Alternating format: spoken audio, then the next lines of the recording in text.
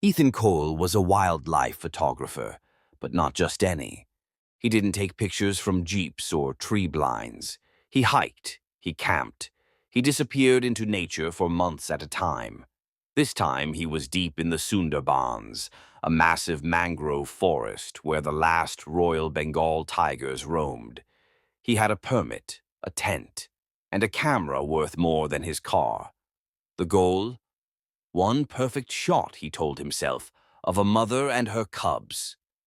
2 weeks in, no luck, only tracks, scratches on trees, echoes, until one morning, a sound, like claws on stone. Then a growl, low, heavy, desperate. Ethan followed the sound through thick brush and steep trail, and then he saw her, a tigress, half her body dangling off a ledge, claws dug into loose dirt, two cubs behind her trapped between rocks. She wasn't attacking. She was terrified, and slowly losing grip. Ethan froze. This wasn't just rare. It was impossible.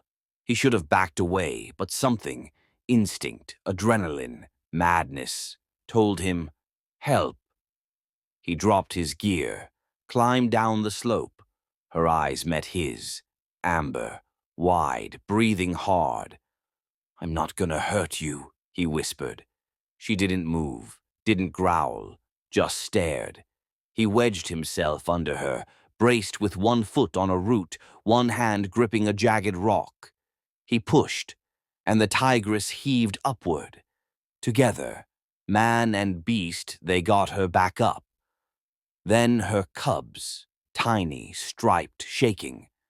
The mother looked at him once more, then disappeared into the jungle. Ethan collapsed, cut up, bruised, heart pounding. He didn't get a photo. He didn't care. No one's gonna believe this. He limped back to his camp, wrapped his ribs, and swore not to tell a soul. But 2 months later, she came back.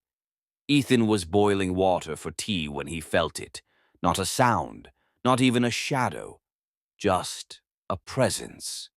He turned, and there she was, the tigress. But she wasn't alone. Her two cubs were bigger now, still young but stronger. They stood behind her, cautious but curious.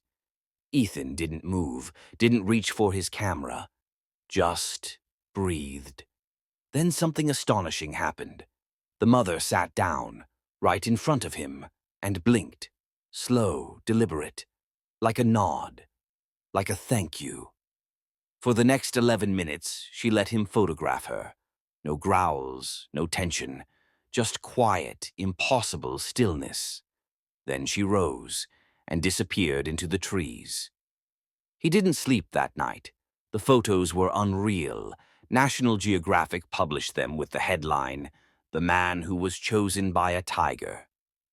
But the story wasn't over, because someone else saw the photos too, and they weren't happy. A week later, Ethan heard the first gunshot, far off, near the river. Poachers. Hunters who killed for pelts, for bones, for black market buyers. And the tiger he saved was now a target. He alerted the ranger station. They dismissed him. No proof. Could have been fireworks. He knew better. He left camp and went searching. 3 days of tracking. And then, under a blood-red sky, he found them. 3 men, rifles, traps, and a wounded cub whimpering in a cage. Ethan snapped photos, then screamed, loud, deliberate, a warning. The poachers scattered, but one fired back. Ethan ducked, rolled, scrambled toward the cage. The cub was bleeding, shaking. And that's when the roar came, from behind, from the trees. She came, the mother tiger. Furious, fast, she leapt, full power, into the brush. One man didn't make it out. The others ran, screaming. Ethan pulled the cage open. The cub limped out and nuzzled against his leg.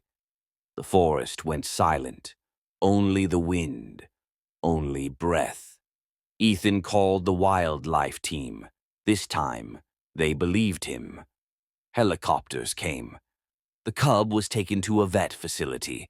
The mother watched from a hilltop and vanished again. The photos of the rescue went viral. So did the court case. The poachers were tried and convicted.